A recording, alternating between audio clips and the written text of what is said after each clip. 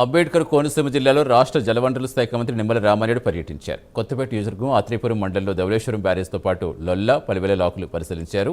మంత్రి సుభాష్ ఎమ్మెల్యే సత్యానందరావుతో కలిసి నీటి పరిస్థితి సమీక్షించారు. తర్వాత ధవళేశ్వరం నుంచి పలు నియోజకవర్గాల కాలువ గట్ల వెంట బైక్పై పర్యటిస్తూ నీటి ప్రవాహం నిర్వహణ తీరు పరిశీలించారు. ప్రస్తుతం వర్షాభావ పరిస్థితులతో డెల్టా ప్రాంతాల్లో నీటి నిర్వహణ సవాలుగా మారిందని తెలిపారు. గోదావరిలో జూలై నెలలో గత 70 ఏళ్లలో ఎప్పుడు లేనంత తక్కువగా ఇన్పులు నమోదైందని పేర్కొన్నారు.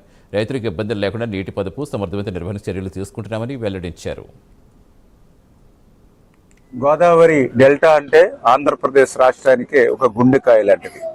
అటువంటి గోదావరి డెల్టా కూడా ఈరోజు మరి ఉపద్రవం వచ్చినటువంటి పరిస్థితి. దానికి 2 రకాలుగా, ఒకటి సూపర్ ఎల్నినో ప్రభావం, రెండోది గత 5 సంవత్సరాల జగన్మోహన్ రెడ్డి పాలన పాపం ఫలితం.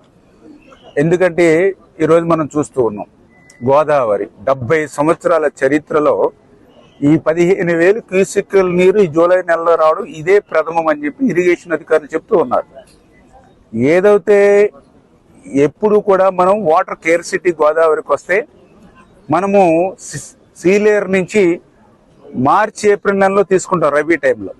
అటువంటిది జూలై నెలలోనే మేము ఇప్పుడు సీలేరు నుంచి 4,000 5,000 క్యూసెక్కుల నీరు తీసుకుని ఇవాళ కిందకి గోదావరి డెల్టాకి పంపిస్తూ ఉన్నామని అంటే ఇంకా గోదావరిలో ఇన్ఫ్లో ఏ మాదిరిగా అడుగంటిందనేది మనందరికి కూడా అర్థమవుతున్నటువంటి పరిస్థితి.